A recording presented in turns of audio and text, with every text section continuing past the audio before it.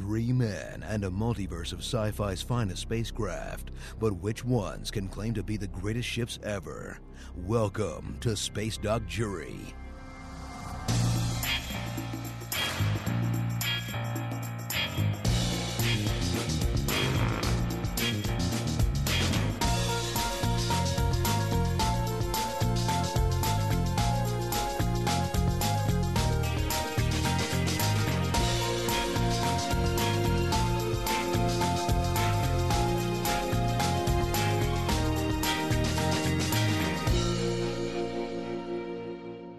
Hello and welcome to Space Doc Jury episode number 38. I'm Lee and I'm bringing the Suncrusher from Kevin J. Anderson's Jedi Academy trilogy of books. Star Wars thing. I'm Dave and I'm bringing the Peacekeeper Command Carrier from Farscape. And I'm Elton and I'm bringing E.Ts spaceship, which I am now calling Home Phone 1. Home Phone 1. Why not just call it Ouch? Just save us a lot of effort. Be good. The glowing end. Because he wants the home phone. He wants a home phone. Carphones weren't invented then either. So the modern remake of E.T. will be the Carphone warehouse. Yeah. E.T. run out of minutes. Anyway, so welcome to Space Doc Jury episode 38, full episode 38. As you may have noticed, Pete and Andy, have had something of a transporter accident, and they have now transformed into Elton and Dave. So there you go, for reasons. Yeah, we can only apologise. It must be hideous for them. Well, you know, it's like Tuvix. It'll just resolve itself, and everyone will go back to normal and forget it ever happened. But anyway, so what we're gonna do is we're gonna have just some random ships because this is a random episode, and I'm doing the Suncrusher because you know what. I love winding the other two up, and they wouldn't let me have this. So anyway, but before we get to this, we have to point of order, follow the format and all that, and do the top 10 as it stands. And currently at number 10, we have the Dalek Mothership at 63 points. That's the Dalek. That's one aggressive hubcap. That is one aggressive hubcap Dalek Mothership from the New Who era. Pardon the phrasing. And number 9, we have the UNSC Spirit of Fire from Halo series, which still looks like a large slab of stone with some gubbins hanging out the bottom of it, and that has 64 points. At number 8, we have the longest running ship here, since almost episode 3, I think it is, the Battlestar Pegasus, looking like a big solid brick of things. Just like I can't describe it. It's just a big box with wings. There's a theme emerging here, isn't there? Well, yeah. You see if you can identify the ones that are Andy's. It's easy to identify the ones that are Peter's because they're not in the top 10. But anyway, yeah, they're more prevalent on the bottom 10. If you like, I can give you the bottom 10 as well.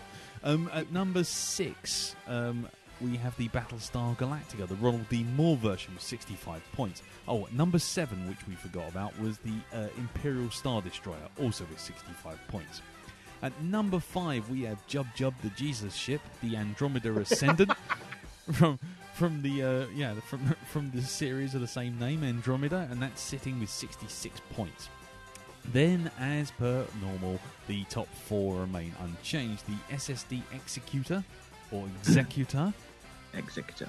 It's not the Executor. It's not the SSD Taxman. It's not the Will Reader. It's just... If it annoys you, it is. The SSD Simple Probate Law. yeah. The SSD PPI. I mean, what are you after there? I mean, 68 points anyway.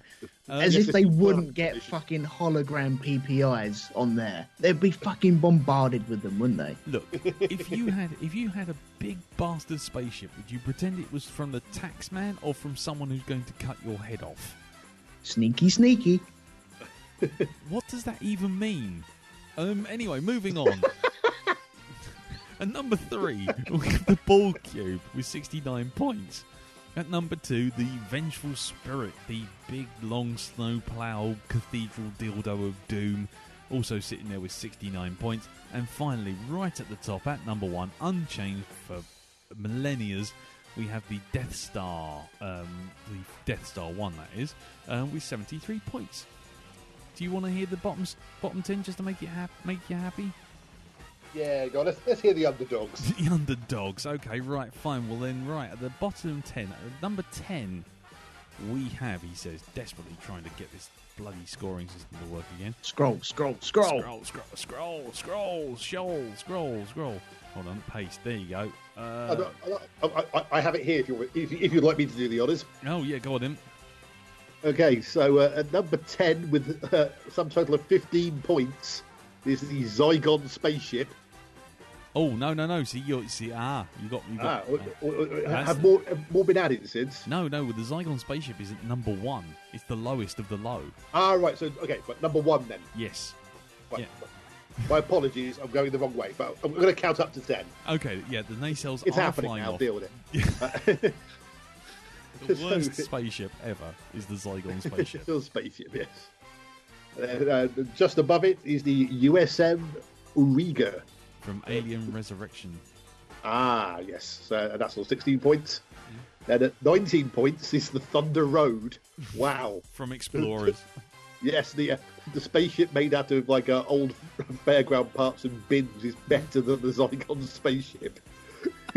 Well, it actually managed to travel. You see, the Zygon spaceship, what did it do? Who brought it? It blew up, yeah. It blew up. And who brought it? Pete brought it. I picked it. And where was it? Crashed into a lake.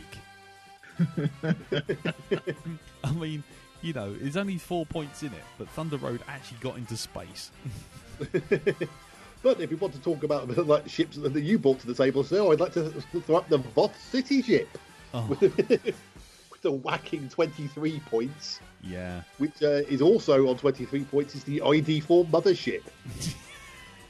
Yeah, that's a bad move. Yeah, that's terrible. Then closely following that on 25 points is the Red Police Cruiser from Lilo and Stitch. Yep. And then also on 26 points, he says, is the Life Force Vampire ship. Yep, that's it. The ship that's made up of buttholes and teeth. And then after that we have also on 26 is Nell from Battle Beyond the Stars. Yep, a ship made of boobs. And then finally on 28 points we have the Dark Star.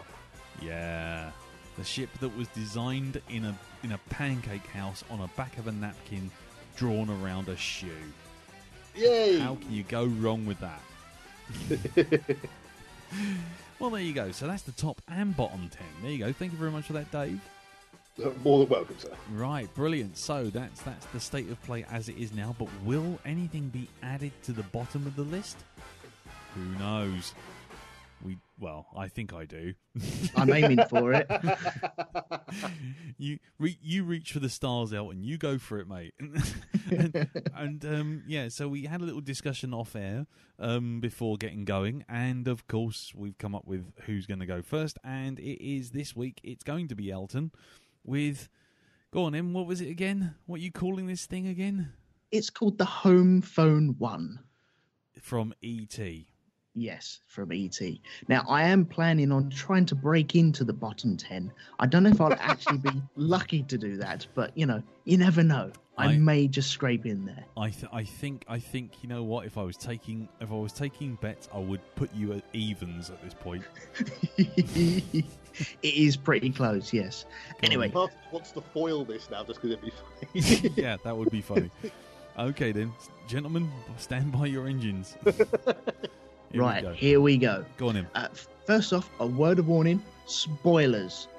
I may spoil E.T. Yeah. Just in case. Yeah, so if nobody wants to have a 35-year-old film spoilt for them, then, please, just stop now, go and watch the film and come back. We'll wait. Right. I am bringing the E.T. spaceship, Go on in. which, up until this point, doesn't really have an official name. So for these scoring purposes, just so you can actually put it onto your score chart, I am calling it the Home Phone 1. Now, I'm assuming that is okay with you guys. Dave, I don't... Yeah, sure. Why not? I like the fact we haven't even got to the scoring. We've just got to the name, and we're already like, really? Whatever. Go on in. So give the us. scare's already sat in. Yeah, exactly. so give us some information about this thing first. You know. Right. Okay. So the Home Phone 1, it comes from the 1982 film E.T., where, in a Californian forest, a group of alien botanists land in a spacecraft collecting flora samples. When the government agents appear on the scene, they flee in their spaceship, leaving one of their own behind in their haste. What, the government agents? The E.Ts? E.Ts? E.T.I.s. Yes. Sorry, carry on. The ship appears in two scenes that bookend the film. One which I've just mentioned above, and the second one when the ship returns and takes off at the very end. The film was released on June 11th, 1982. E.T. was an immediate blockbuster, as we all know, but it surpassed Star Wars to become the highest grossing film of all time at that point. A record that was held for God knows how many years until Jurassic Park, till 1993. That it was one of the highest grossing films in the 1980s, and everyone regards it, or it's widely regarded, as the greatest film of all time. Lots of people like it. Obviously, Mr. Metcalf is nonplussed with it, but, you know, screw him. Home Phone 1 was designed by Ralph McQuarrie, I think it is. Ralph McQuarrie, who also designed the mothership from Steven Spielberg's Close Encounters of the Third Kind, and a plethora of other famous ships. Mainly Star Wars stuff. He designed all of that. Yeah. Go on, which I used to have all the little storyboards as well, so they were flipping awesome. I miss them. Nice. I love them. It was described in the screenplay as looking something like from Dr. Zeus story. Macquarie gave the ship a distinctly Victorian, Jules Verne-like appearance.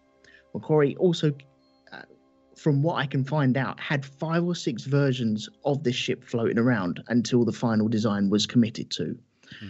The model was built by Industrial Light and Magic and stands approximately 3.5 feet tall by 2.5 feet tall.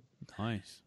The film in miniature currently resides in the Science Fiction Museum of Seattle. Cool. So that's what if you want to go along, if you're in Seattle, pop along, you can actually see it. There have been a few E.T. toys along the way.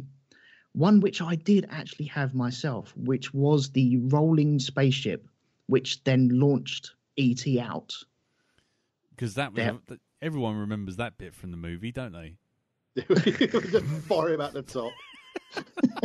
See, it's a little known fact that E.T.'s real name is Jeff from Accounts. Yeah, the spaceship just rolls around and just... I always remember that bit, being awed and wowed as John Williams' music raises up and then suddenly the ship just rolls over and just farts an alien out into the foliage. Well, fucking hell! Do you guys know what toy I'm actually talking about here? Let me get you a link. I need to show you this because I had one of these. And I flipping doted on this. I absolutely loved it. Here we go. Now you say it, I do have vague memories of it. Oh, God. Here we go. What we got here? Oh, my word. What the fuck is that? Do you remember that at all? I do. I used to have one of them. I flipping loved it. It looks like something you get out of a Happy Meal. Well... The weird thing is, right, E.T. there, he's standing or sitting or whatever the fuck he's doing, but he's holding a speaking spell, which is fine at that angle. But if you look at him straight on... Oh, I had one of those. Yeah, E.T.'s holding his I remember having one of those. I completely forgot I had one of those until this very moment. And do you know what it's got? It's got a belt clip at the back. Yes, you can have it on the edge of your jeans. Yes, I don't know why. Oh, great! So this is your tactic, is it, Elton, to sort of take out the opposition with nostalgia, while Dave now crawls up into a little ball and hugs himself for 2 hours. Yeah, there is a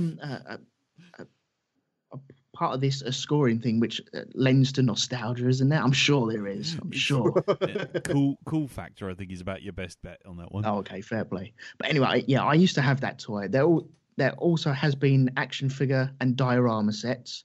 There was also an unreleased spaceship which opens up to reveal the inside of the spaceship, which looks pretty good-ish, but was never released.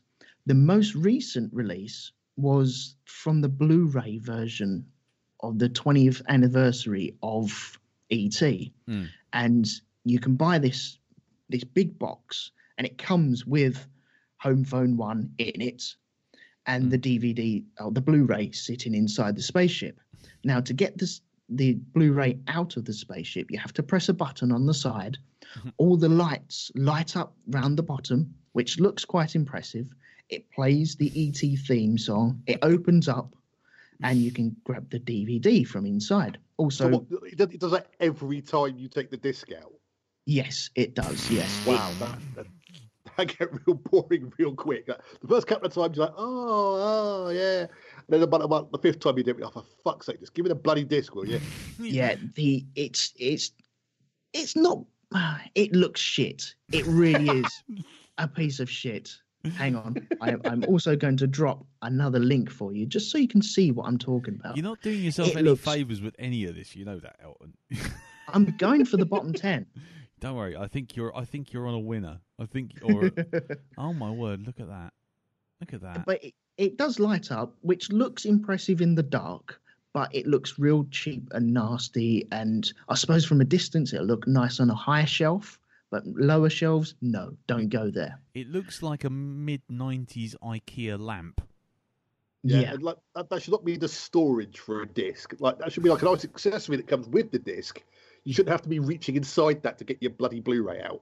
Yeah, I'm just looking at it, and all I can hear is the robots from the Smash advert going, "Kill me! It's growing out of my eyes! Kill me!" It looks like a novelty 70s ashtray. People should be putting their keys in that for a party. Yeah, or turning it upside down and using it as multiple dips for a fondue. Oh dear. Seriously. God, right. I charged £80 for it, bless them. Oh, God almighty. Bless their little cottons. Well, there you go. Well, some people are actually buying it because there are videos of people unboxing this shit. So there we go. Right. But apart from actual details themselves on the ship, there's not a lot. I have searched all over the place. I've looked on many, many Wikipedia sites, lots of fan sites. The ship isn't even named. It hasn't got a name. Nobody has any stats on it. Nobody has anything on it. So this is going to be by the seat of our pants, I'm afraid. Right, let's get into it. Okay. Well, I mean, maybe. See, I'm gonna chuck you a few bones here. I can help you work it out at least. But let's see. I think there's a couple of things we can up the score on. Yeah, well, maybe. Let's not overpromise, eh? But anyway, okay then, fine. So let's get into the first one, and the first score is, of course, size. So what are you looking for here, Elton? Well, okay. Well, I've considered this. I've seen pictures of the people in the movies standing next to it, badly back projected onto it. Yes. And it's not massive. It's not a massive ship. No. I would say it was probably smaller than the Millennium Falcon. Right. Probably around about Slave 1 sort of size, maybe a little smaller than that. So I'm going for a sultry 1 on this. it's going to be around about 100 meters. Yeah, well, I was going to say, I'm looking at a picture of it standing over some redwoods, so you aren't going to get much higher than that, to be honest. No. So, no. Okay, so we're off to a flyer with 1 whole point. Okay. Well, I feel good already. That's a bonus. I was going to say, I think you're doing well. So the next one is sublight speed. Now, this is atmospheric travel. This is getting out into the orbits and traveling slowly between the stars before having to go faster than light. How fast do you reckon? Based on the fact that it makes a rainbow. Well, this is the problem. I in the film, it's unknown. Yes. You don't see it traveling anywhere. There's no representation of it traveling between a place and another place, so you cannot get a determination on how fast that travels at a tick-over speed. No. In the movie, E.T. phones it with a fucking speak and spell and an umbrella. Oh, we'll get to special in a minute. Don't worry. So I'm guessing that they probably just went up in the atmosphere, maybe hid behind the moon, and maybe not even that far. So, and it took him a day to get back once he started that. Yeah. I'm quite happy to go with 1 for the unknown. Maybe this solar system less than in years, I think more months or days, but that's not proven, so I'd have to go for unknown and ask for a 1 on that. I think you can have that 1. Dave, if you want to contribute and kick it, then feel free to jump in as well. Question the man. Well, I mean, as far as that goes, I have no further questions, Your Honour. Brilliant. Well, let's move on to the next speed one, which is FTL, faster than light. It's unknown. There is no proof that it has faster than light speed. It is not shown on there. But point of order, Your Honour, I think I can help. Go on. Well, the E.T. species are shown to be in the Phantom Menace, are they not? Yeah, they are. So, yes. So it would be fair to say that they probably have comparable Star Wars FTL. Oh, boy. That's a good... Oh, shit a brick. So that's a 3. Oh, boy. Get in. Lovely. I'm already up. They're in the Star Wars universe. All of those ships, all of their intergalactic ships have pretty much, like, it's been agreed, have the same sort of FTL capability. That's right. And if they're part of the Galactic Senate, they must be travelling FTL. Yep. So that's got to be in the same ballpark. That's a safe 3. I think you're fine there. I mean, thank goodness Andy's not here, otherwise there'd be a massive row. But at the moment, I would say I can almost hear the steam escaping from his ears as we speak. I was going to say, I think the hairs on the back of his neck have just stood up, and he's going, "I sense something I've not felt since." Something has gone wrong. Yeah, exactly. Yeah, he's already on the flight back. I can tell you that now. Right, so that's. Must leave. Yes, yeah. The podcast need me. So okay, so FTL 3. Well, there you go. Look at you. Look at you storming ahead. That's good. Dave, I owe you a pint already. All right. Excellent. Well, Dave's just gonna wing it now. He's gonna give you all sorts of things if he's gonna get 3 points. Right. Okay. So moving on up to the maneuverability of this thing. Right. The only maneuverable system thing that we see from it is either where it slowly lands, but correctly, and it lands quite nicely. Is that maneuverability though? That's just landing. Hang on. Okay. Or where it takes off nice and slowly, goes up quite high into the sky, and then does a right angle and then forms a rainbow. Now, right angles are quite an abrupt turn. So I'm asking for a cheeky 5. I will accept. Fuck off. I will accept a 4. You can accept what you're fucking given, mate. Fucking 4? You know what? I'm not sure I can entirely disagree with the 4. Yeah, but I mean, just insofar as like Elton says, like it takes off and then suddenly shoots off in another random direction, which like a Trek capital ship can do that.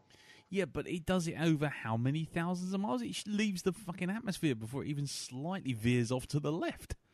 No, it doesn't. And let's be honest, when it does the right turn glide thing, when it takes off and goes over the trees, it's literally going about 4 miles an hour. I can turn at a right angle at 4 miles an hour. This is manoeuvrability, not velocity. Yeah, but like the Enterprise D couldn't do it like that. Yeah, it'd take ages.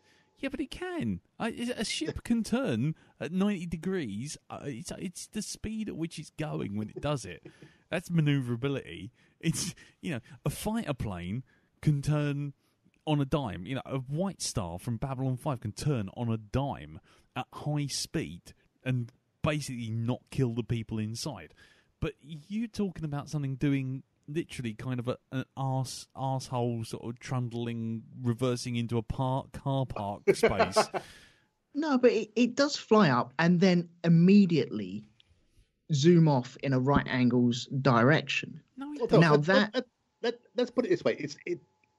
Let's look at this on a gradient. It's not a flying brick. I don't think you can describe it as a flying brick. So we're not on a 1. No. But you're telling me that this thing's got the maneuverability of like the Millennium Falcon. That's what you're asking for. No, I would say it was better than that. Just from that, a Millennium Falcon couldn't do a right angle turn like that. You're fucking kidding, aren't you? Okay, right. But let's look at this systematically. We've established it's not a 1. So would you classify it as a 2? Would you find a 2 acceptable, or would you put it up with like a capital ship? Because it doesn't. You don't see it do anything. It literally just goes up in the air, hovers, and goes at 90 degrees to where it was pointing before. That doesn't mean it's manoeuvrable. Yeah, but this is what I'm asking. Having established it's not a flying brick and therefore not a 1, how much higher up the maneuverability scale? 2. Are you stopping at 2? Yeah, I'm not going any further than 2. I'm telling you that. Okay. Lee's offering a 2. Wow, look at you, mediator. He's offering a 2. Do I accept the 2? Because, if I carry on, you're just going to get angry. No, I'm not. Do you know what? Sorry, I'm going to carry on. We were nearly there. Okay. We were nearly there. Okay, let me. No, I would take the 2. I've got no problems in that. I was being cheeky, so yeah, I'm quite happy with the 2. No shit, you were being cheeky. Fucking 4. We got X-wings that fly around at 4. Well, I would say it was more manoeuvrable than the X-wing. The Viper is more manoeuvrable than the X-wing straight away, and all of those are on 4. What you've got is a big lumbering Christmas bauble that just happens to turn right at like about 3 miles an hour. Anyway, moving on. I'll take your 2. I'm fucking lucky to get that, to be honest. If it was me and Andy, we would have just ground you into the dirt until you were crying for a 1 and be grateful of it. Now, Mr. Medcov, you yourself admitted it wasn't a 1. No, it's not a 1 because you do see it pull a maneuver, but it doesn't maneuver. It isn't maneuvering. But you just said it. You saw it pull a maneuver, but then it doesn't maneuver. No, but it does maneuver. That's the thing. So firepower. That's a 0. Forget it. 0. Just done. Let's move on. If you want to argue for any kind of firepower at all, I would love to hear that. I'm sure. I'm going to go for at least one sure of them. Count the fires E.T. out the top. Yeah. So, are we talking about active now? Yes. What we? This is firepower. Sorry. Yes. There is nothing to prove that there is, and they seem like a very sociable, and they're botanists. They're scientists. So I would say that there is no form of firepower on there. So I'd have to. Is there a 0 to take on the firepower? There is a 0, and you have got that 0. Well, thank you very much. I will take that 0. You shall have that 0. Now, the next one, we move on to this defense category. So we move on to active defense, which means like point defense, like lasers that shoot down other lasers or missiles that shoot down other missiles or that kind of thing. Does it have anything like unfortunately, there are some blinking lights. Right. If we lived with Buzz Lightyear, that blinking light could take out people. Yep. But unfortunately, it's a blinking light. And so there is no form of active weaponry whatsoever. Oh, active defense. So active defense. Okay, sorry. So that's a big fat 0 for that, because unless you're a moth, you're not going to be deflected by that ship. Right. Okay, Yeah. so what about passive? Now, passive is shields, that kind of thing. Has it got anything like that? Well, there's nothing to say that there is, but it's not made of tin foil. No. I will take that. I will take that because tinfoil armor is basically the International Space Station, where 90% of it's fabric and framework. So yeah, that's so. Just for the fact that it has walls and quite thick walls as well, I would ask for a 1 maybe on that. I think that's fair. I can't argue with a 1. Okay. Fine, 1 it is. There you go. Now, you've got your 1. Yes. So for special, now special is kind of defenses that defy classification from the other two. So things like, do you have onboard troops? Do you have special abilities? Like, does your ship heal itself, or is it alive, or that kind of thing? So what do you have for a special? Well, there is only one that springs to mind. There's no real sign of a cloaking device per se. Oh, no, unless you don't. Go on. If you want to share something, are you going to pull the it vanishes into space and no one can see it, so therefore it's got a cloaking device thing? No, I'm not. I am going to pull the mind control card though. Right. Do we see any proof of this? Well, where the connection between Elliot and E.T. How? Well, okay, help me out here, Dave. How's that reflect on the spaceship? Well, if the E.T. ship ever comes across a ship crewed entirely by frogs in jars, then then they're not going to know what hit them. No, well, that's right. Yeah, the spirit of the happy frog from Cabin in the Woods would be defeated utterly in their spaceship as they attack the E.T. spaceship. I am trying. It's a very, very niche defense. In the Venn diagram of things affected by it, it's it's a slither. Yeah. What they could do, they could fly past another spaceship, and with the collective mind and the pointy bit at the end of the ship, point it towards the other ship, and then go to the fridge, receive some beers, get royally drunk, and then the other crew would be pissed. Or they. So the fact that they can all do stuff with a glowy red finger count for anything at all. Not really, because the glow... They touch the other ship. Well, the other thing is that it's all non-destructive, it's not self-defensive, and it requires at least a week's worth of sort of indoctrination into the life of a child before the child even... You need a lot of Reese's Pieces to get that. Yeah, you need... It's an unconventional defense, I'll grant you. Yeah, and a 1950s romance on TV while you're at it, just to sort of really kind of throw the crew of the other ship into disarray. I think that's a 0. Nuts. Well, it was worth a try. You know what? You can only try. So what about the crew size then? Well, we don't see too many people around. We obviously have E.T., our special alien that gets left behind, which may come back later to bite me. But we do see various aliens walking around on the Earth's surface. which are spooked by an owl that hoots, and all their chests glow nice and red. I couldn't quite count how many chests there were glowing away. So I'm sorry, I'm going to ask for a 2 on this. At least 6 aliens are there. Now, they could be scientists. They could be actually crewing it. We have no proof of who is piloting this. Do you know what? I'm gonna cut you some slack and give you that 2 for the 6 aliens. Yeah? Yeah, I am. So this comes down to the next bit. You get 2 points for that. Competence.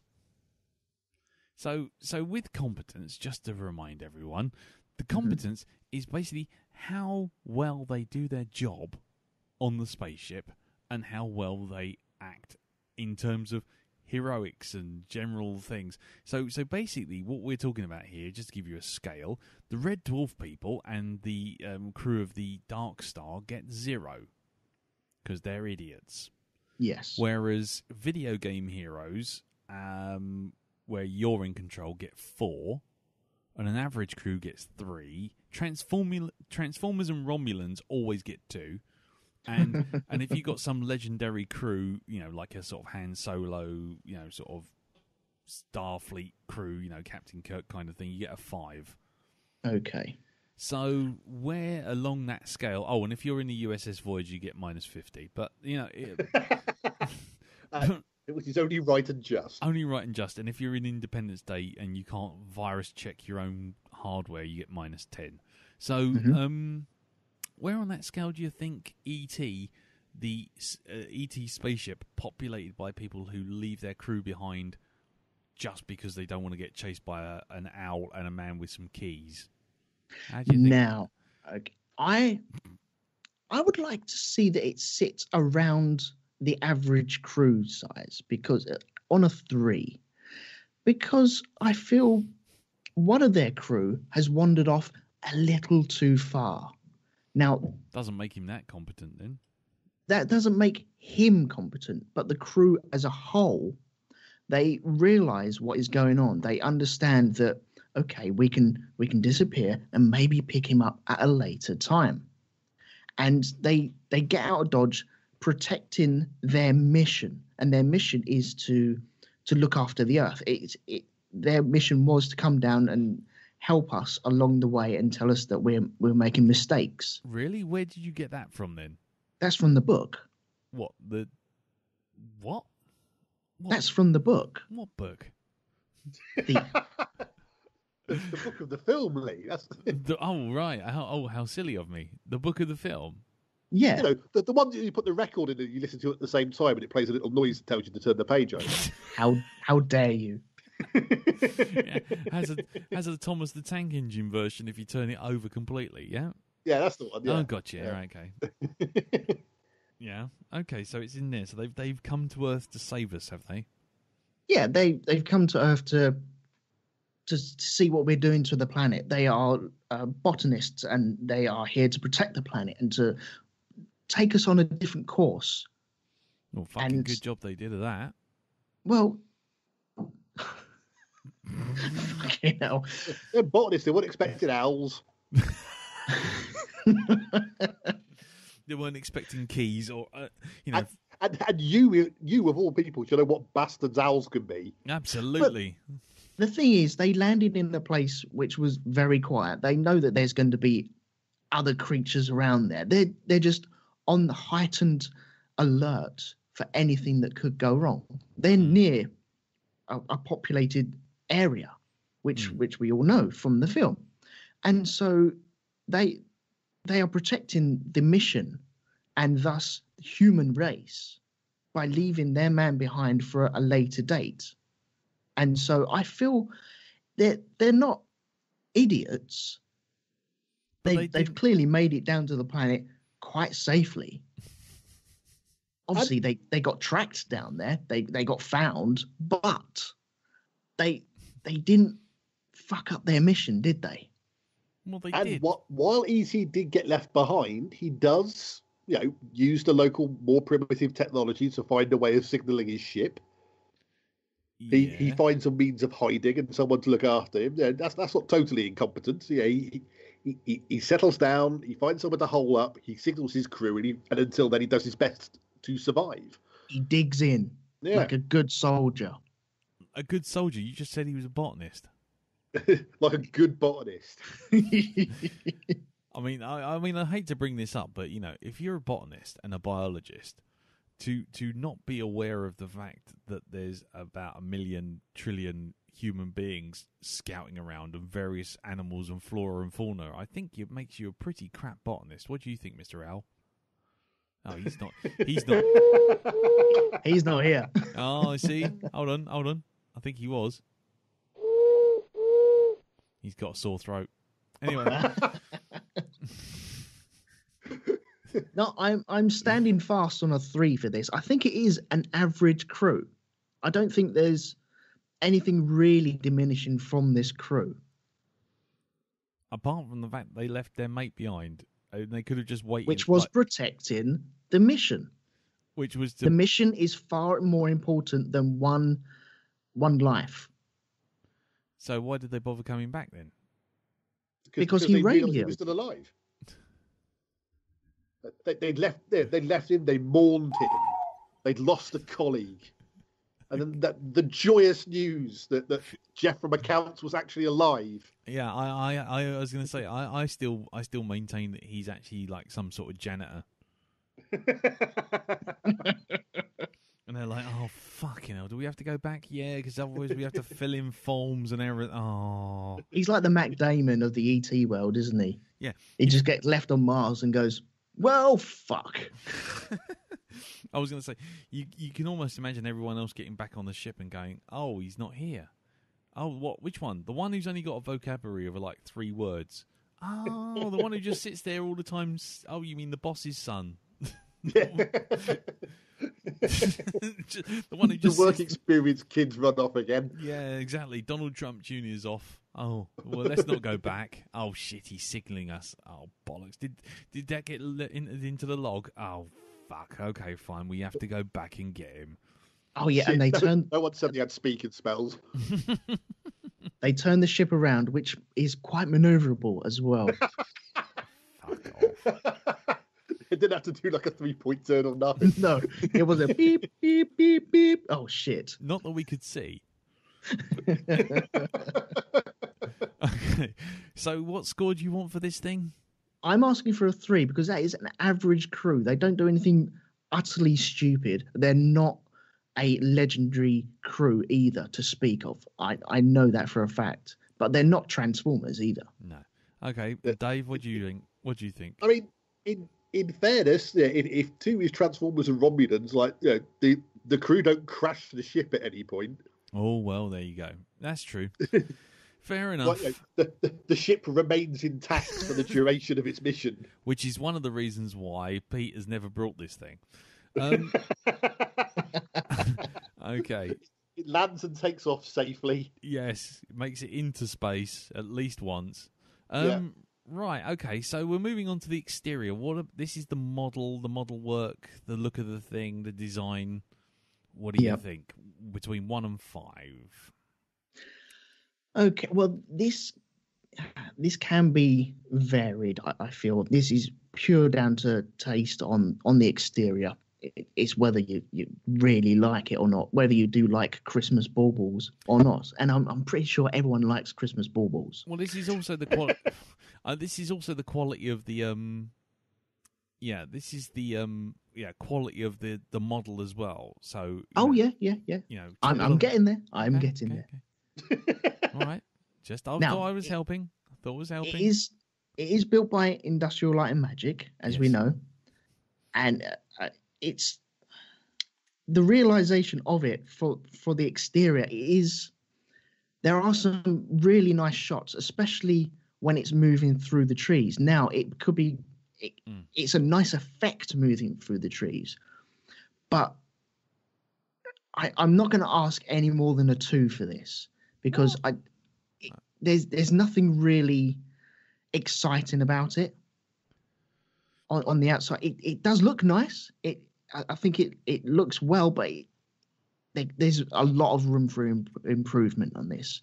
There is a reason why it hasn't got a name. Sorry, what was that? What was that, Dave?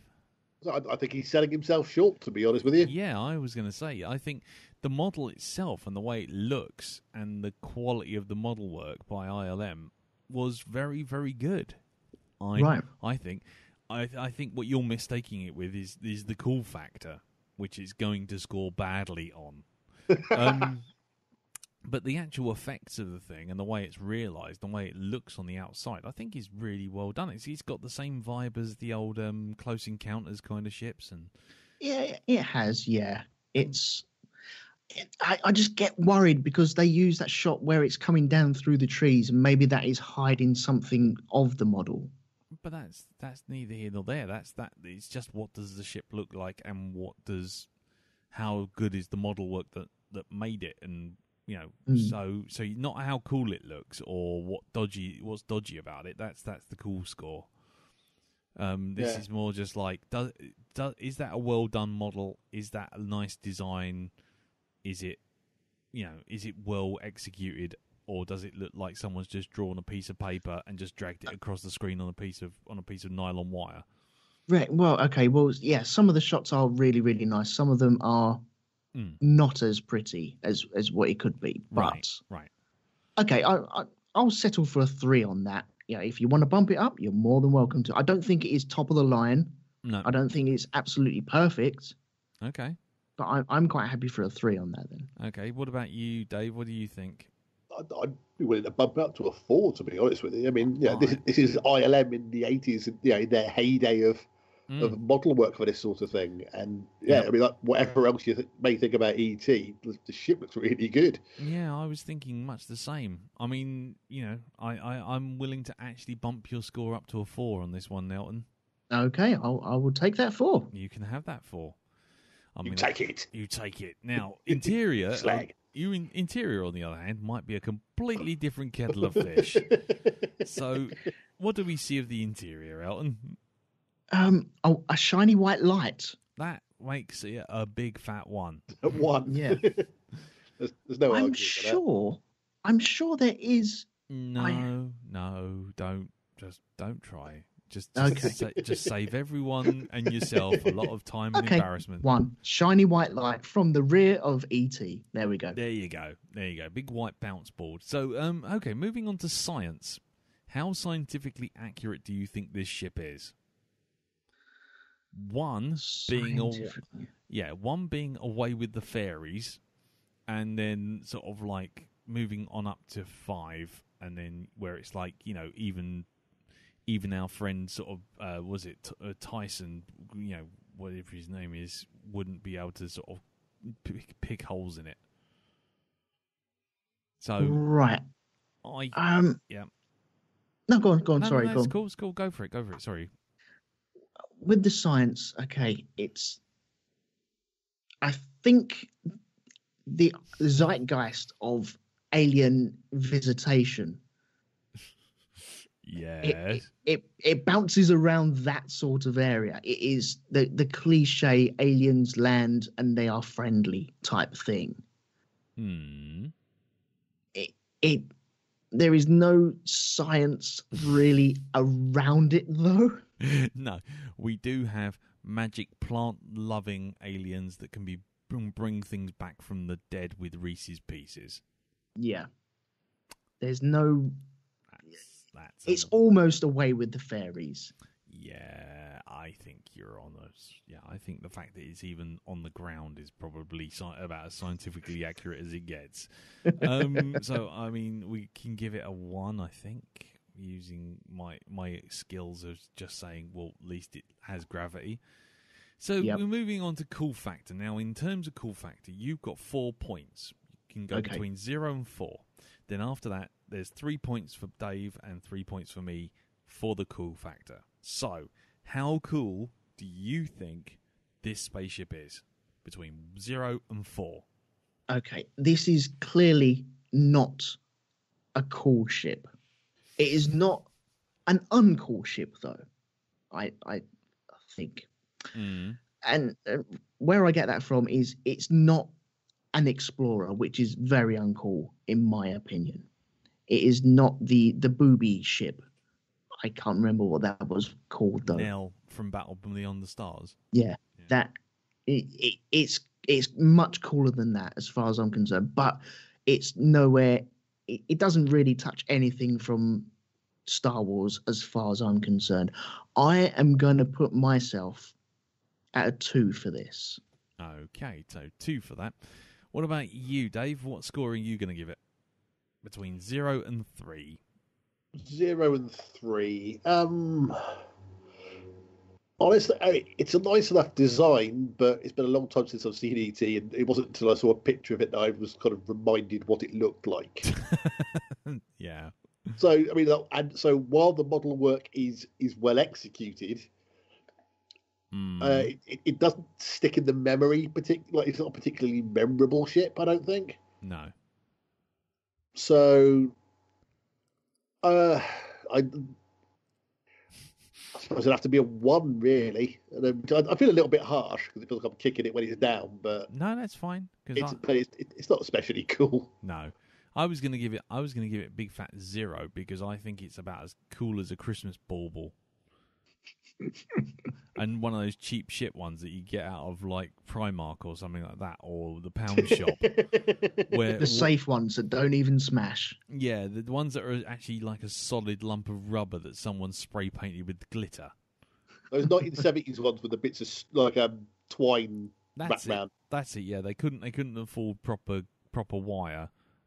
So yeah, it's just like they started off making it gold, and they sort of got a bit bored halfway round, so they got some sellotape with some pattern on it and just wrapped it around the outside of it.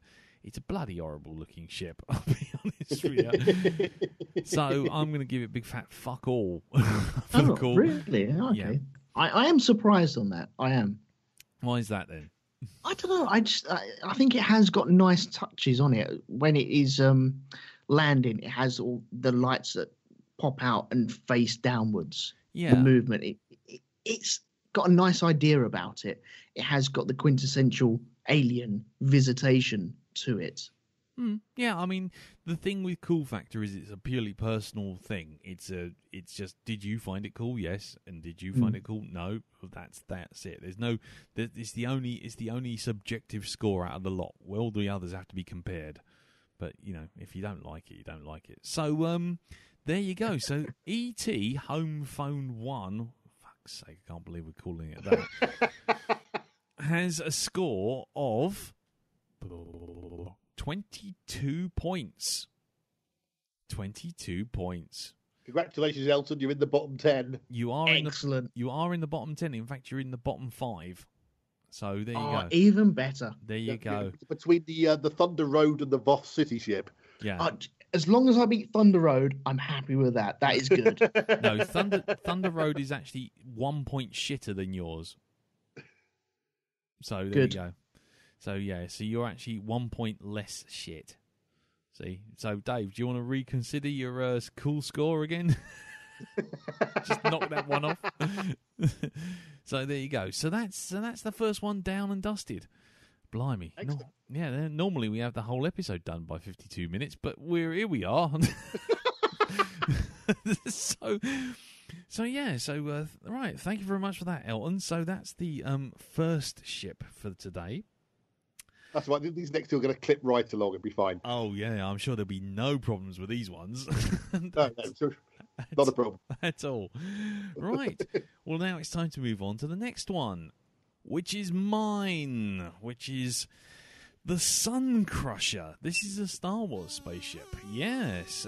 Some people, you'll be forgiven for not knowing what the Suncrusher is, because the Suncrusher is, how can I put it? It's a super weapon, an Imperial super weapon that featured in the in the Jedi Academy trilogy, written by Kevin J. Anderson. And up until that moment when Disney turned around and went, the extended universe doesn't exist anymore, it was one of the most powerful things in the Star Wars universe.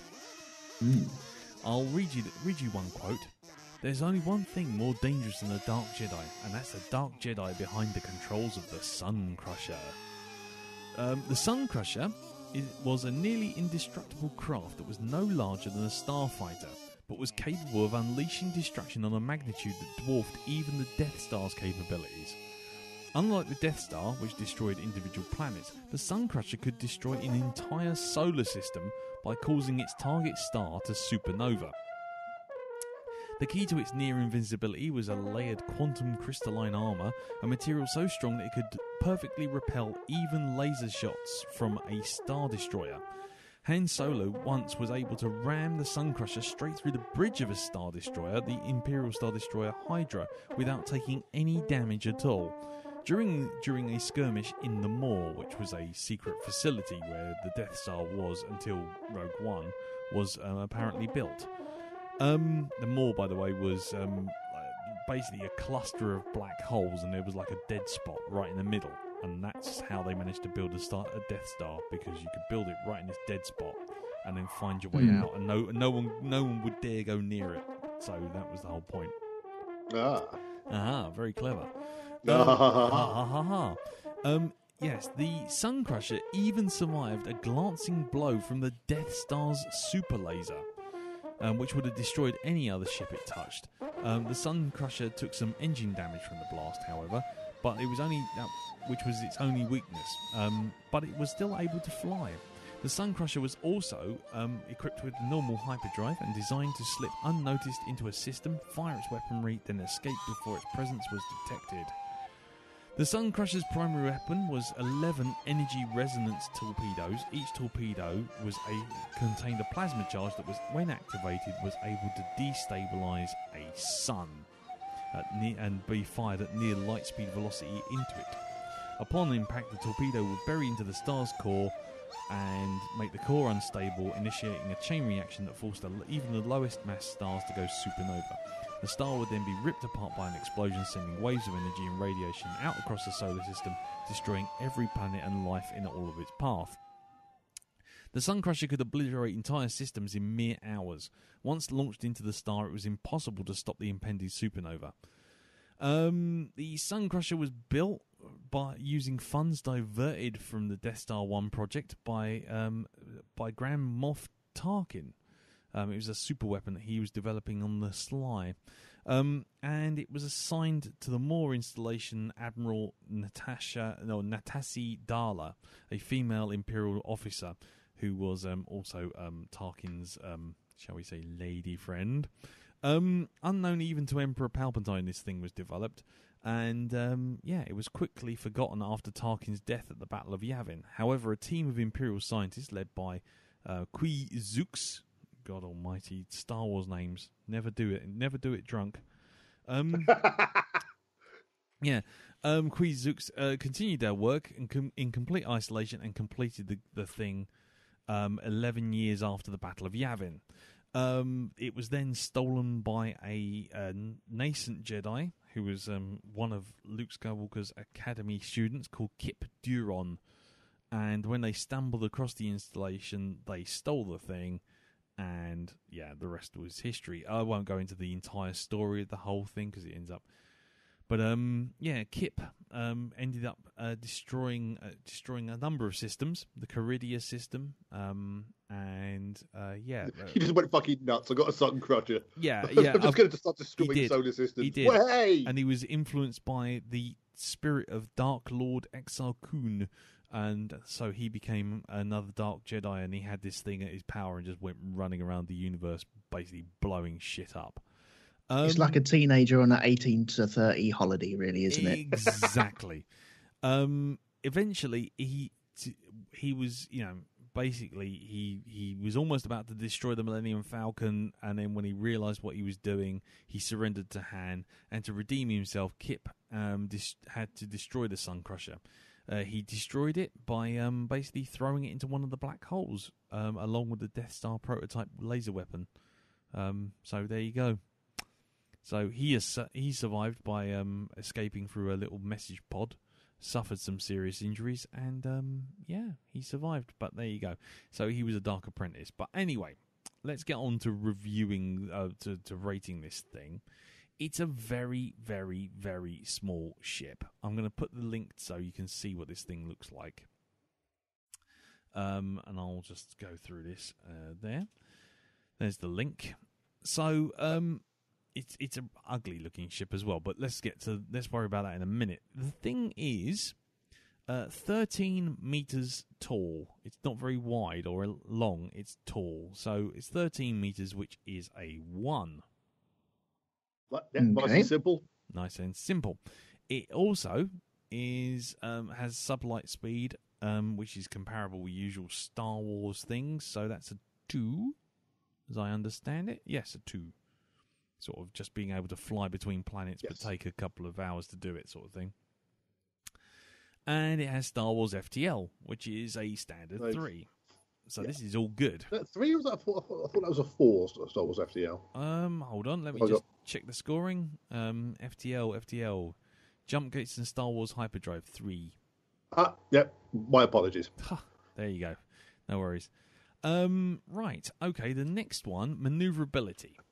Now we're talking. You see. Now we're talking. This is what I mean by maneuverability in the books, because this is all in the books.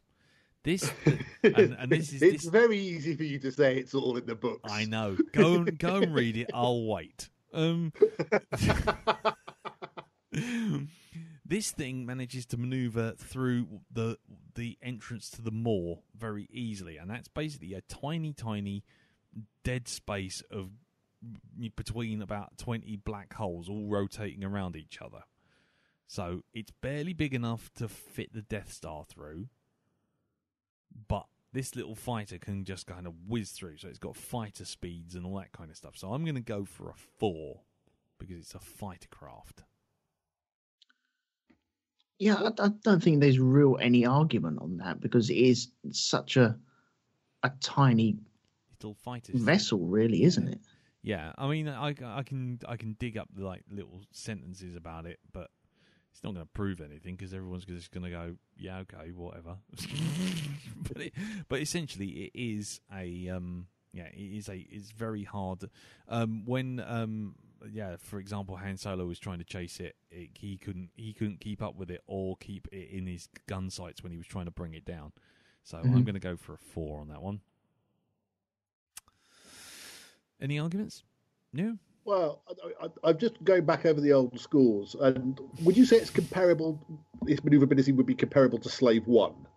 No, I'd say it was better than the Slave 1. So it's better than Slave 1, right? Fair enough. 4 it is then, because I was just seeing what Slave 1 had as sort of like a benchmark. No, it's much better. It's more maneuverable than the Millennium Falcon, which couldn't keep it in its sights, and that's a 4. Right. So I'm going to give it a 4, because if I give it 5, it's like White Stars, which literally spin on the spot at 100,000 miles an hour, and can't really do that.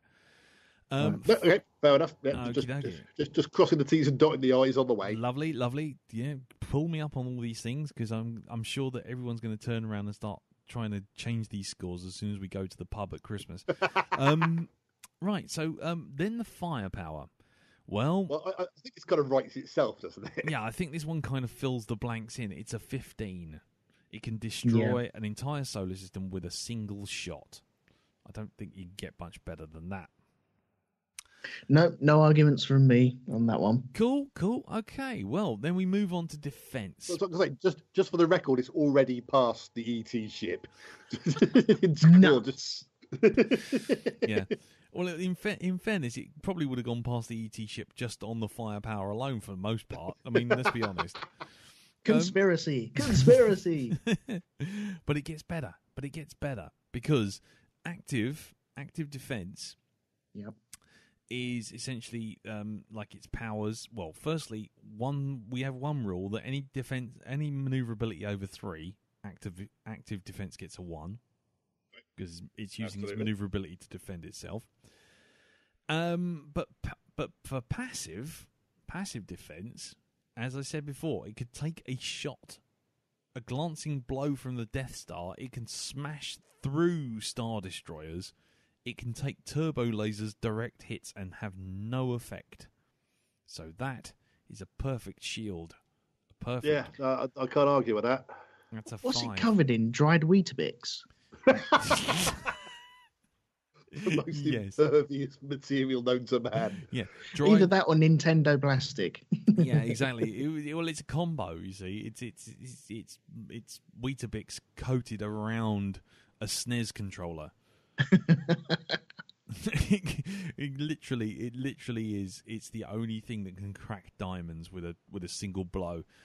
So that's a 5, and then we move on to special. Well, as far as special is concerned, I mean, the only thing we've got really, and it kind of comes down to the crew as well, is it can hold one crew, but that one crew is a Dark Jedi.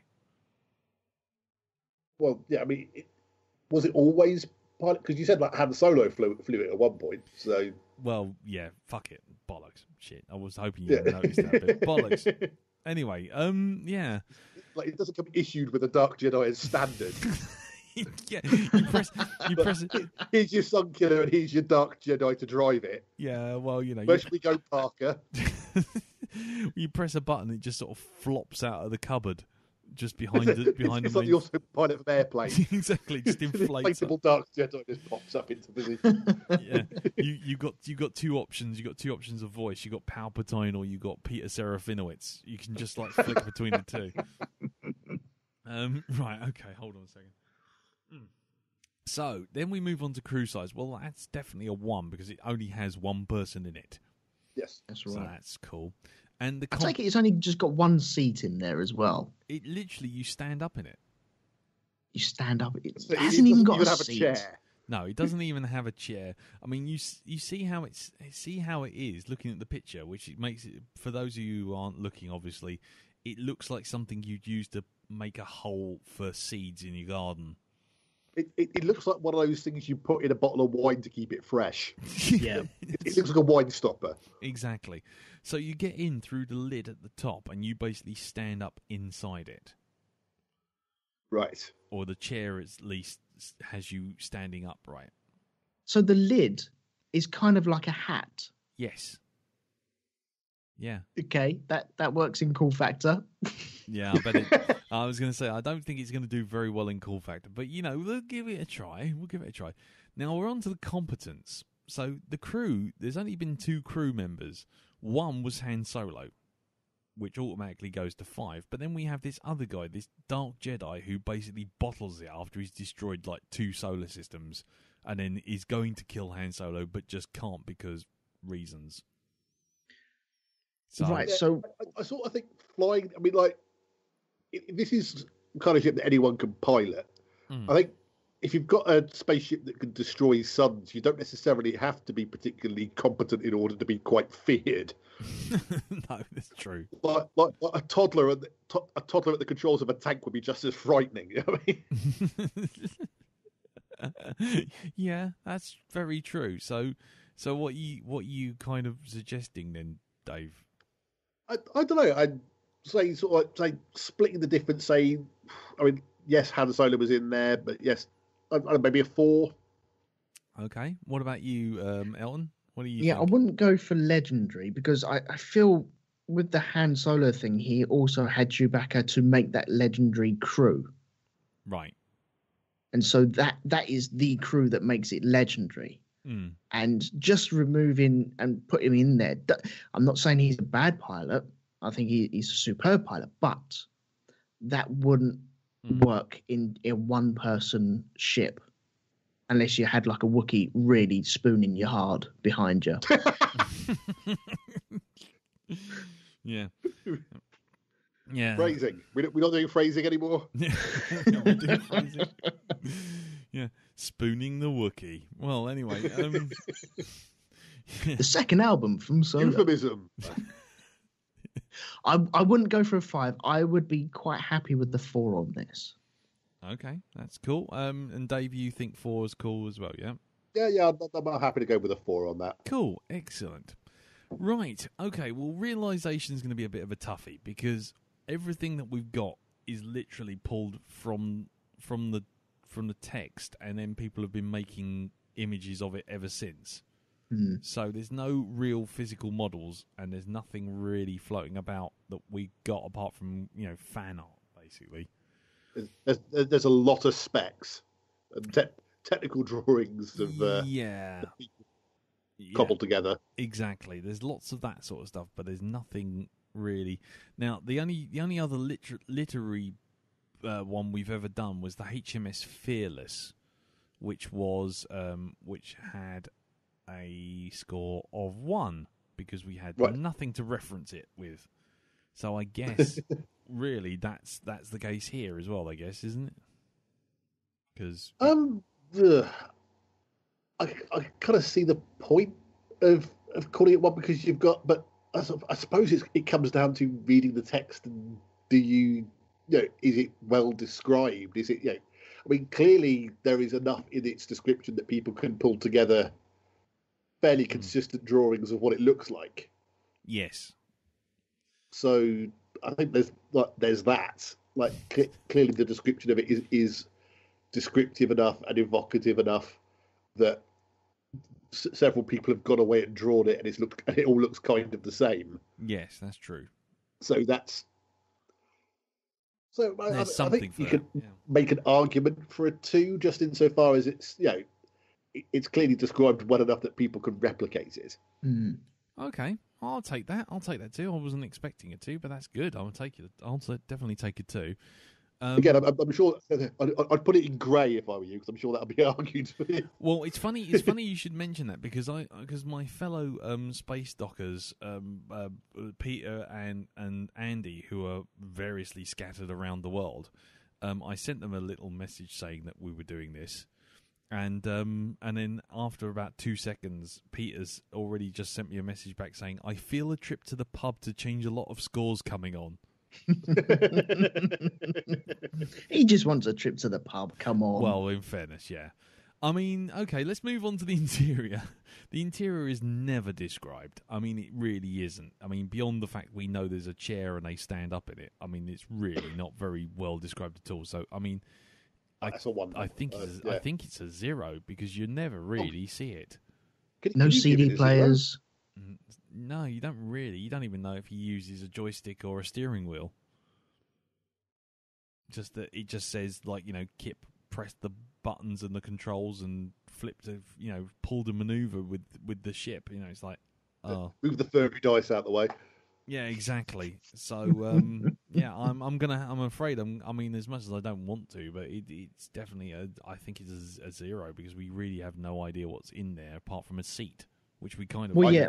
I didn't realise 0 was an option, but on the page that you've shown us, there is no interior pictures whatsoever. No one's even come up with a thought of what is actually portrayed in the book. So, there's no definition of it. No.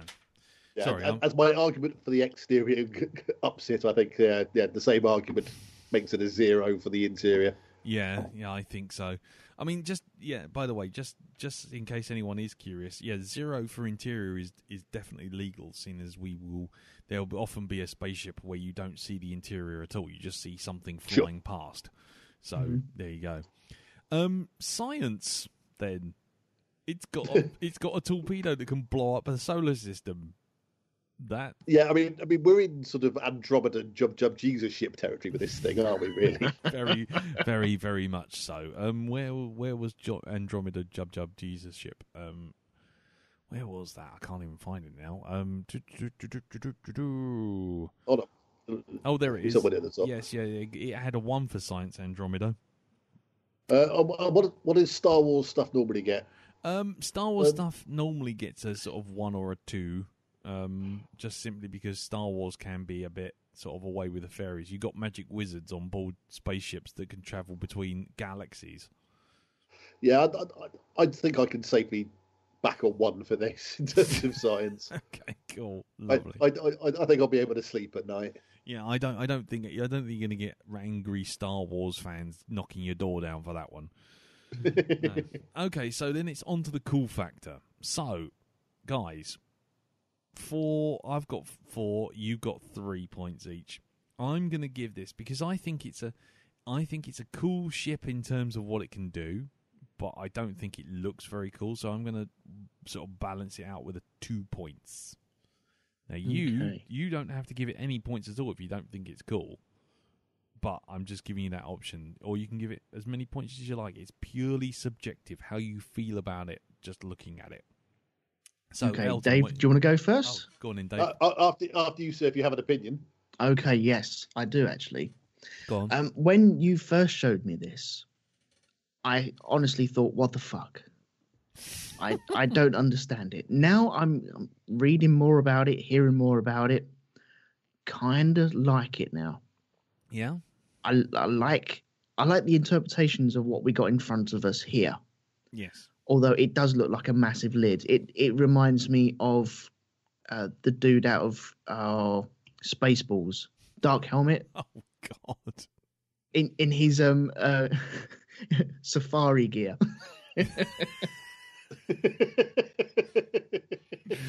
People combing the desert for him, yeah? Yeah. Now, that is normally a bad thing, but I kind of like the one man fitting into a ship just big enough for one man.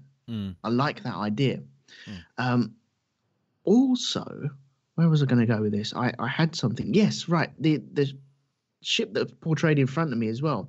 It has a hint of a B-wing as well. I love the B-wing. Yeah. Yeah, there is a touch of that. It's got something about it. So I'm going to go for a 2 on this. Ooh. So I'm up to cool score of 4 at the moment. It's different, and it's different because a lot of the ships in Star Wars are different from each other. And yet this is another one that is entirely different. Yeah. So I'm it's got a trait of the Star Wars which I like, but it's also different enough to go, oh, and then it's like a shit song that kind of grows on you. I was going to say a particular song, but then I thought that just affect the scores, so I'll just leave it. I'm just willing to take the 2. I didn't think you'd get that, but I 2 for me. Cool. Okay. So, what about you, Dave? It looks like a novelty steampunk bottle stopper. Yes.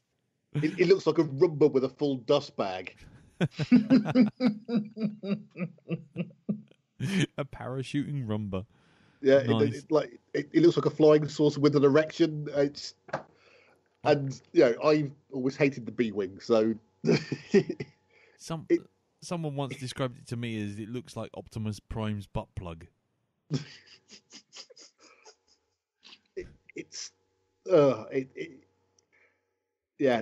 giving it nothing. Sorry, Giving it nothing.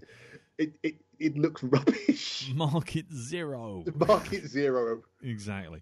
Okay, then. Just like its abilities are kind of annoying as well. Sort of, yes, we should make something tiny but more destructive than the Death Star. Nothing can touch it. It sounds like it was invented by like kids in a game trying to outdo each other. Yes. Yeah. Like, what's the bestest, most awesome spaceship that can come up for Star Wars? Oh, it can destroy suns instead of planets, and the Death Star can't shoot it. Mary Sue The the best spaceship. ship ever. Yeah, Mary Sue the spaceship. Yeah. What does it look like? Oh, it looks like the Flash's helmet stuck on a Toblerone. Brilliant. Well, there you go. So that's the Suncrusher, a ship I never thought I'd ever see going through. But it's through because I've snuck it through the back door while the others are out. Who misses? The parents are out. I'm in the back door. Anyway, and it has a grand score of 43 points. 43. Yeah, respectable effort, which puts it around the same score as the Axiom from WALL-E, the Serenity, Slave One, and the Hollow Ship Enlightenment from Red Dwarf, and Species 8472 Bioship. So there you go. So I think the scoring works in terms of there with Slave One. That's cool. They work. The rules work. My word. Maths is out. Yay! The maths works. Oh, right. Cool. Well then, so that's that. So now it's time for the one sensible ship to come rolling in. The one that's actually been seen and has stats on it. So let's see how you get on with the Peacekeeper Command Carrier then, Dave. Yes, the Peacekeeper Command Carrier served as a mobile base of operations for the Peacekeepers, and they are immense ships with big crew complements, and also were used as flagships in larger fleets. They were such legendary command carriers as the Zelbinian, which were larger variants, and they were attached to fleets. Their larger size incorporated extra quarters for additional command staff and security, amongst other things. There's not a huge amount of background in terms of the design on this that I could find. But it's very heavily armoured. It has 4 frag cannons, 5 medium pulse cannons, 1 dorsal, 1 port, 1 starboard, 1 keel, 1 forward, 20 small pulse cannons, 1 finger, 200 1 thumb, 1 pulse cannons, and 2 torpedo launchers. 1 nod of the head, stand up, sit down, keep moving. 1 finger, 1 thumb. Sorry, carry on, Dave. I'm just being facetious. No, it's fine. It's got a cargo capacity of 700 tons, apparently.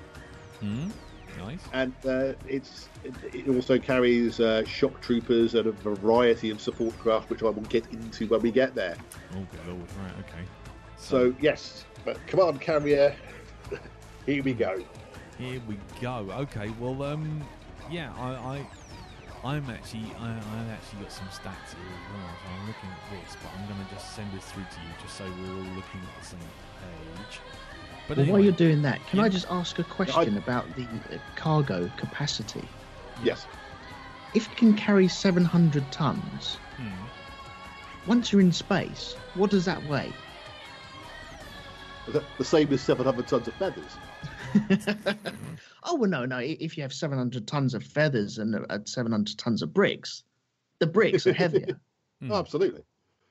Yeah. Right. Yeah. Okay. I also have that open, but I'll send you a link to the other page I have open, which is the Wikipedia page rather than the Farscape wiki. Yeah. Which is actually a bit more comprehensive, interesting.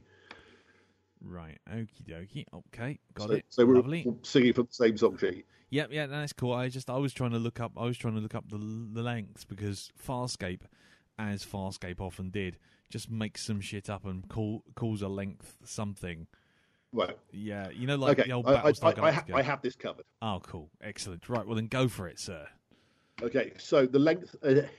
Now, initially, if you look on the Farscape wiki, it does say that the production people in the premiere were disappointed because they were unable to establish that the carrier was 5,000 meters long. Right. Now, but within the official Farscape thing, it says it's over 1 metra. Now, according to the Wikipedia note, the metra is roughly a kilometer. Right. So it's over a metra. So I'm going to ask for, he says, double checking his scores, a 10 for a. Yeah, 10 it is. Yeah, but between 1 and 2 kilometres, I figured was a respectable place to put it. That's cool. And already, with 1 score, you're already halfway to the E.T. home spaceship. Excellent news. Good work. Okay, well, here we go. So the Peacekeeper Command Carrier is already off to a flyer with 10. Okay, cool. Go on in. So we're on to speed. What about the sublight then? Well, sublight, because it doesn't have an FTL drive, but it can accelerate up to light speed. Right. And beyond. That's, I believe, on the scale of 5. Yes. Very good. Yes, a 5 it is. Oh my God, he's nice shot. Yeah, he's maxing out these scores. So yeah, the wheels are about to come off though. Okay, so don't panic. Right, fair enough. Yeah. Okay, so what about FTL then? Well, I was going to say for FTL, it doesn't have an instant jump to FTL. It has to accelerate up to. So it's one of the reasons why in Farscape, Moya with the Starburst drive can often. it can outrun it in short distances because it can make the immediate jump Yes. to light speed, whereas the command carrier has to accelerate up there. But it does often catch up to it. So I'm assuming that would have to be a 1. Yes. Just because it doesn't go from just static to jumping to FTL speeds. It has to accelerate from sublight. Yeah. It's going light speed, but not faster. That's cool. Yeah. I mean, I think it does eventually go faster than light, but it's got to go the long way round rather than just going from sort of, like the Enterprise going from 0 to bloody hell in it needs help. It needs to go down a hill first, doesn't it? Yeah. Yeah. Like, it can go that fast, but it needs to run up. Yeah, before it goes into ludicrous speed. Yeah. Okay, cool. So what about maneuverability? I think I know what this one's going to be. Yeah, it's a brick. There's no getting around it. It's a very pretty brick with some circular bits on it, but it's still a brick. It's still the brickiest brick that ever bricked a brick. Right, okay. Absolutely. So cool, okay, so that's 1 point, and then we move on to firepower. Right, now this is interesting. I'm going to pitch for a 10. Whoa. Just because it does take down much bigger ships. It's known to be, it says in a couple of the passages, it's taken down the Scarran Dreadnoughts, which are much bigger ships. Right. In comparison in one-on-one engagements. Right, okay, hold on then. So, taking down a Scarran, so it's not one-shotting a capital ship, is it? So, which is kind of 11s and 12s and that kind of stuff. Yeah. But it is taking on something bigger than it. So, 10. And it's shooting the shit out of it, yeah. Okay. So it could level a city straight away then? Yeah. Theoretically, I mean, like, you don't actually see it doing it, but I mean, just, it's got all those armaments I mentioned on the way there. And it's armed to the teeth, and you do see it kicking the shit out of other really big battleships that are actually bigger than it. Okay. Yep. Cool. Okay. Blimey. Right. Okay. Well, I think Dave, I think you're making great inroads towards the top of the tree at the moment. But let's see how it goes. Yeah. There's still plenty of places where this could all go wrong. Okay. Fine. So, what about the active defense then? It does have a point defense system. Okay. So that's 1 point. Cool. So, I don't think there's anything else apart from that. Okay. And what about shields and armor and all that kind of malarkey for passive? I was going to pitch for a 4. It does have. It describes itself as like a shield bubble, which you can put around other ships as well. So I figure that put it in kind of Trek shield territory. Oh, right. Okay. Yeah, I suppose so. That I mean, I'm trying to see if I can find anything, but Trek is lost on me. Yeah, don't worry. You've missed. According to the standard Wikipedia page, it says that they're protected by force fields that wrap around the ship in an ovoid bubble, allowing nearby ships to be protected by the same field. The defense screen consists of 2 overlapping systems. When optimal, the screen protects from both solid and energy-based attacks. Nice. And the system is maintained powered up due to the progressive power-up system required to activate full shield charge. Okay, well then I guess that is a Trekkie kind of ship. Right, okay, so we'll give that a 4. Blimey, look at you, storming. Right, okay, so any specials? Right, I have, I think, potentially 4, but I put it to you as to... Okay, go on in. Okay, so firstly, it has a complement of Peacekeeper troops. Right, so that's a 1 for sure, yep. It carries Prowler fighters. And that makes that 2, yep. Now, it also carries... I think they're called like vigilante dropships. So dropships, are they boarding craft basically? They're boarding craft, landing craft. Cool. Okay. Yeah. Would that be part of the boarding party? No, because when you do shock troops, when you count troops and stuff like that on the ship, that's like a defense. So if you try and board their ship, there's a big fuck off military presence right there. So you get on board the ship and go, ta-da, I'm going to take over, and there's like an entire army pointing their guns at you. If you can then send the army over in a set of ships designed for the purpose of boarding another ship, that's also a defense because you're taking out the other ship. And this one might be contentious. It has the capacity to carry capital ships, Whoa. Okay, so like actual support craft capital ships. Yeah, it has docking for ships that are less than 1,000 meters. So like the fish that feed off the mouths of sharks. Very much. It's the let me look it up. I believe it's the it's the vigilantes. The vigilantes. Which are their sort of second biggest ships. They're sort of like their war, described as mid-sized peacekeeper warships. It can carry those docked within it. They are pretty big, though. I mean, they're not tiny ships. I mean, it's like the Super Star Destroyer carrying Star Destroyers inside it. I mean, that's kind of your scale you're at. Yeah. Okay. Again, on the Wikipedia page, it says command carriers often surrounded by battleships. Command carriers have two massive hangars that can house capital ships under 1,000 meters in length, as well as prowlers and marauders. Okay, well, I'm going to give you the 4 for that, but I'm going to mark it as grey because I think my compatriots might well jump in there and go, hang on, that's all support craft. It all comes under one. But I mean, I would say in terms of the because like if you wanted to get technical about it, the capital ships would have their own support craft on board it as well. Yes. Yeah, that's yeah. I get it, but I'm just I'm just stating my case for the future, so it's on the record. Yeah. When the inevitable discussion happens. Yeah, I was going to say, I think this episode may well be the bone of contention down the pub for a number of weeks, but we'll see. So, okay, cool. Well, I'll give you 4 for the moment. That's cool, but that may well change. So, what about the crew size then? Let's move on to crew size. Crew size is listed at around 50,000. Jesus Christ. Fucking hellfire. Right, okay, so that's a 10. Now, and basically, like depending on some of the bits, to say like a part of that includes sort of peacekeeper troopers, but I'm almost certain that's going to still put it in the sort of 20,000 plus. Yeah, I think you're fine. I think you're fine with 10. That's a 10. Okay, now let's move on to competence, given that they're peacekeepers.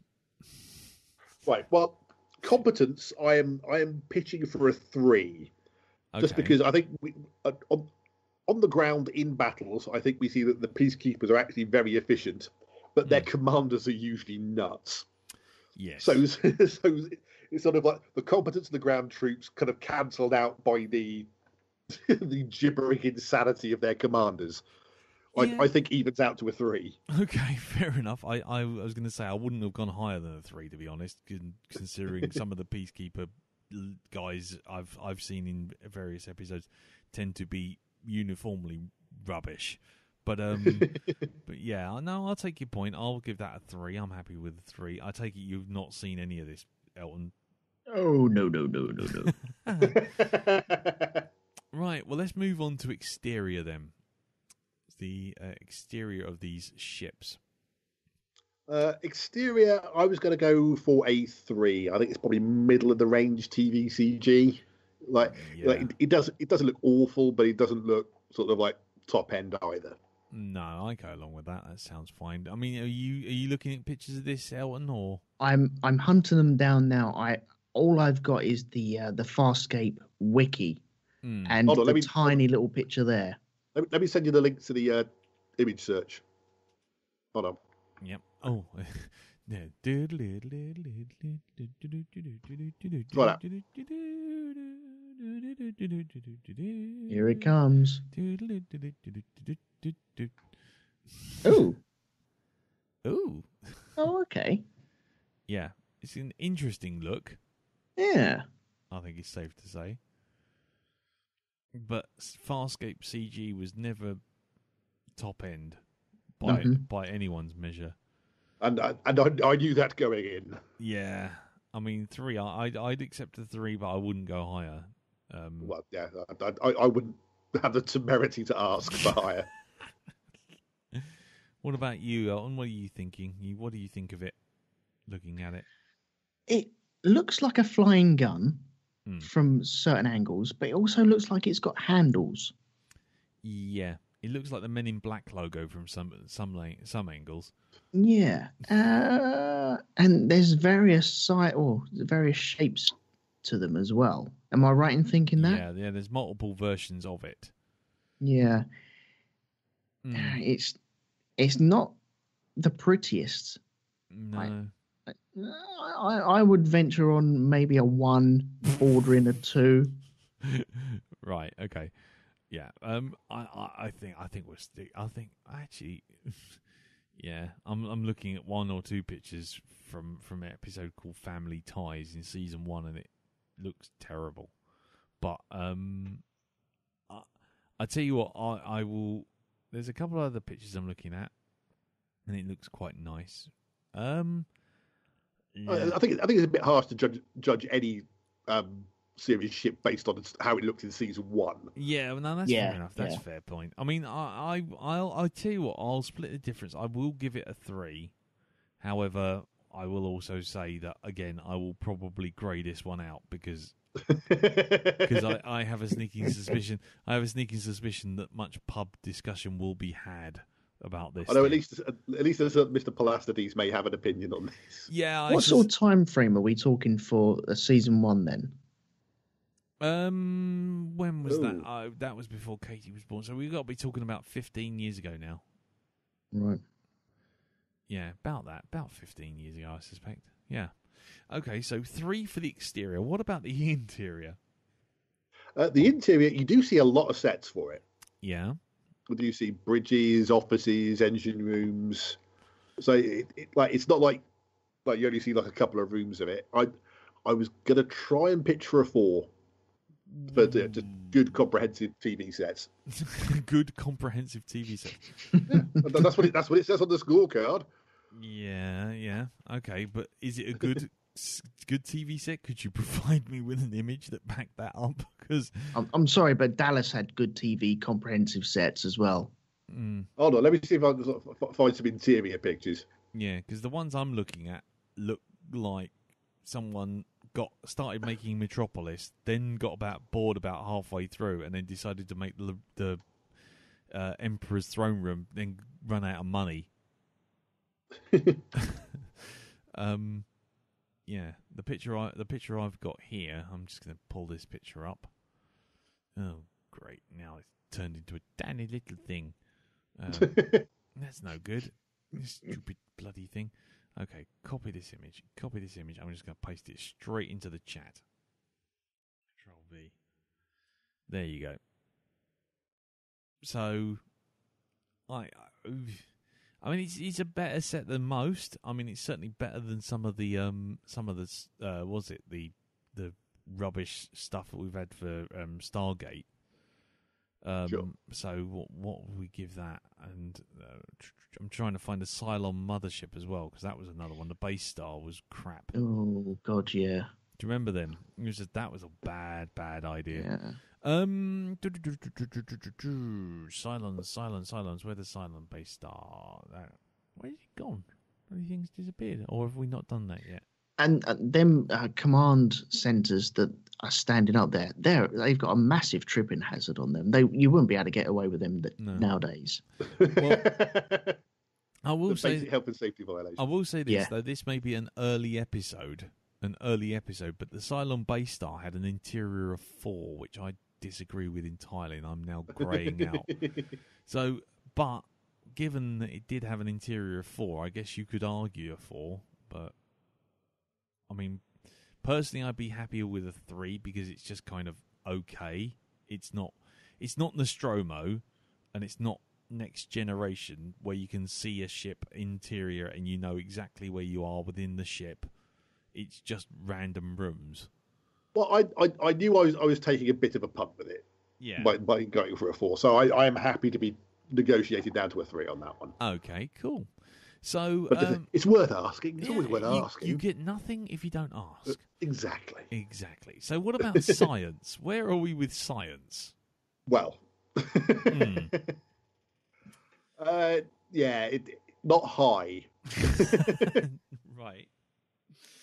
I mean, probably at best looking at a 2. I mean, at its most optimistic.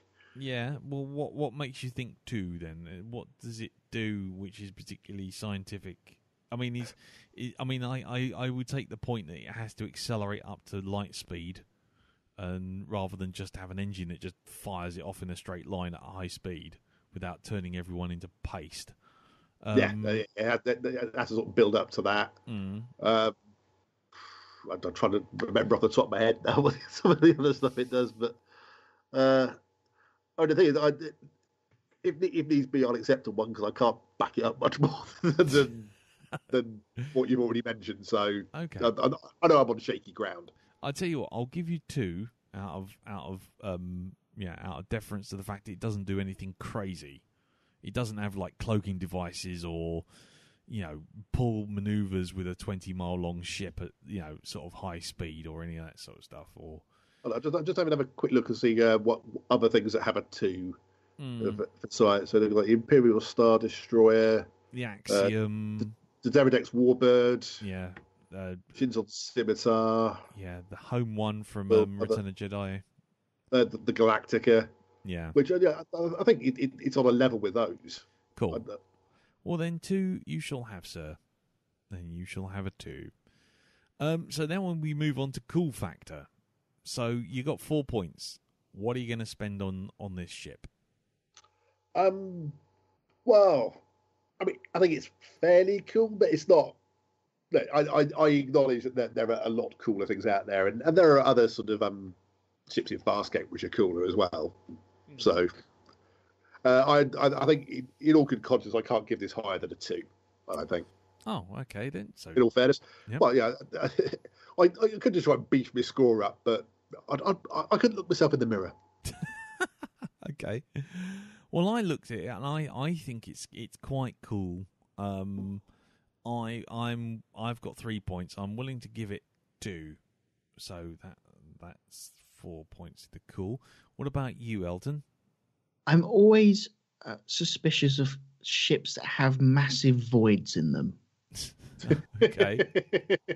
Just in case you want to get from the other one side to the other. It just sometimes doesn't make any sense whatsoever. Okay. We'll take the lift. Yeah. But it doesn't scream anything to me. It hasn't got anything that really excites me. So I'm afraid I'm going to have to give it a 1. That's fair enough. 1. Okay. So that gives it a cool score of 5, which, now hold on to your hats here. Hold on. Oh, no. Oh, no. Dave. I'm going to ask you one more time. Are you going to give it any more points on your cool? Since you're on 2. Yeah.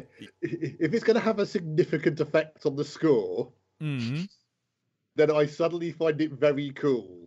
Okay. So if I was to add 2 more points to this cool score. Yes.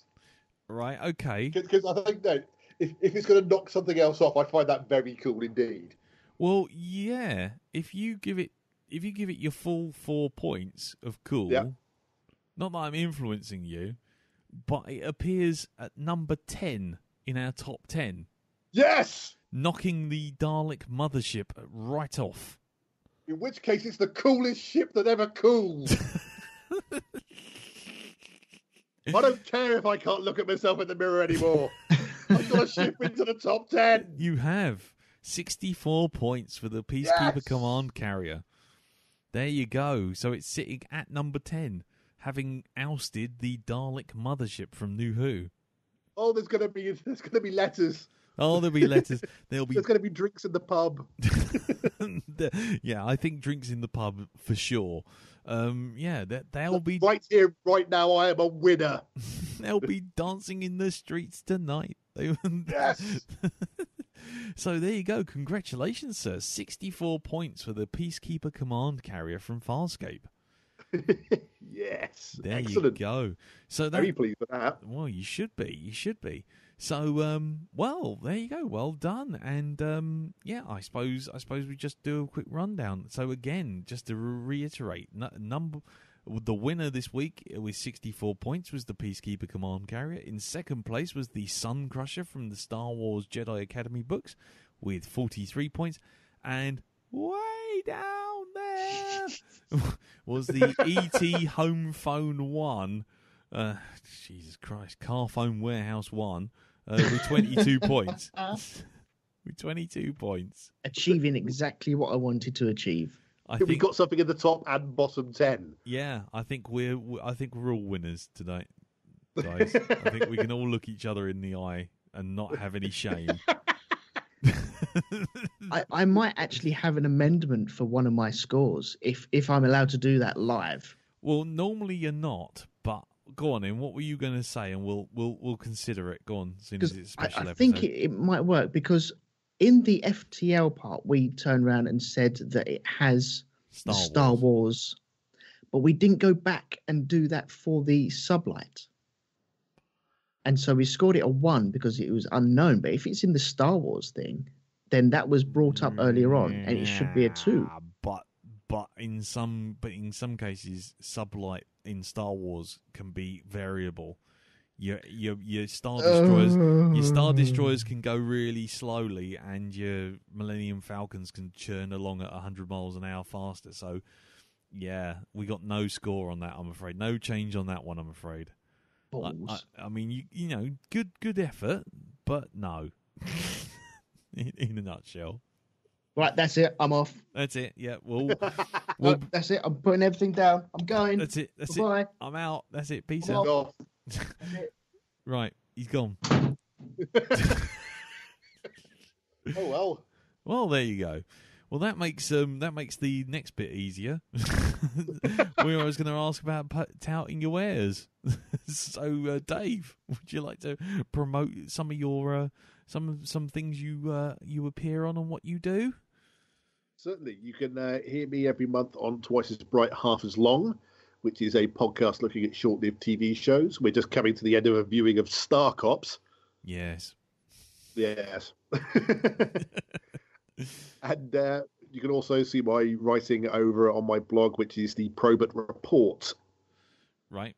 So the address is probertreport. WordPress.com. Brilliant. Okie dokie. And yes, has Elton come back? Yes, of course I have. Of course he has. Right, there you go. And Elton, tout your wares, sir. Well, if I haven't annoyed anyone too much listening to this, then please pop over to shonkilab.com, where I and many of my friends join forces as we talk about topics ranging from biscuits to Flying Ant Day and other stuff in between. Yes, we do. And you can join me and Elton and Darren and Jim, normally Jim, but he's on holiday, over on the Black Dog Podcast, which is at blackdogpodcast.com and on iTunes. There you go. So that's it. Well, all I can say now is thank you very much, Elton. Thank you very much, Dave.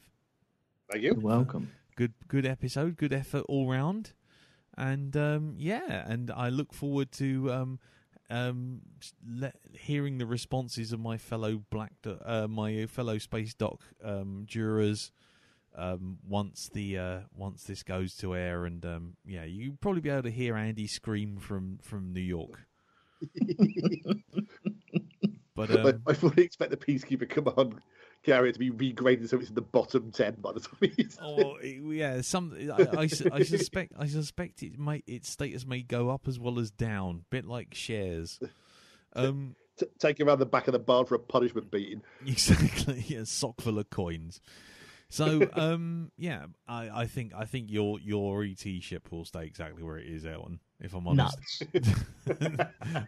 there will be no redemption for that ship. So thank you very much for joining me, guys, and thank you very much to everyone out there listening.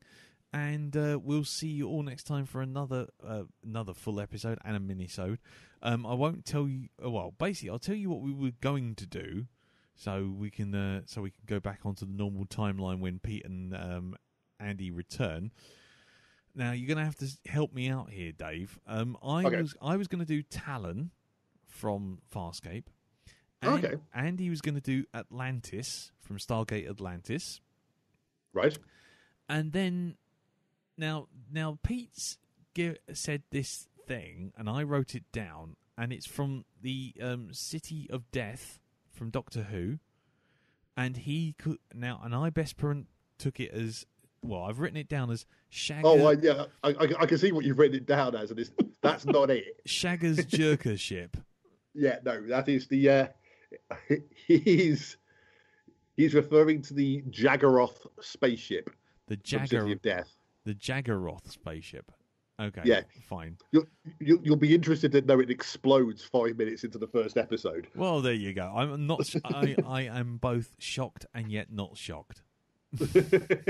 Shagger's Jerk Ship, isn't that where Babe Station is broadcast from? What's Babe Station? Anyway, oh dear God, we quoted Ollie Peters now, so we really have to go. Right.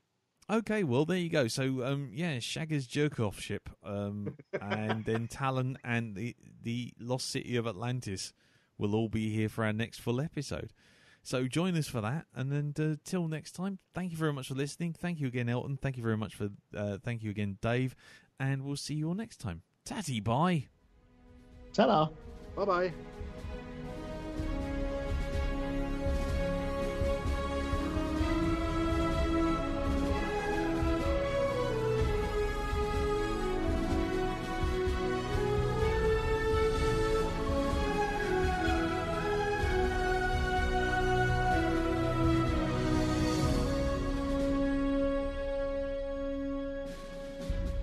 Space Doc Jury is a production by Three Angry Beards.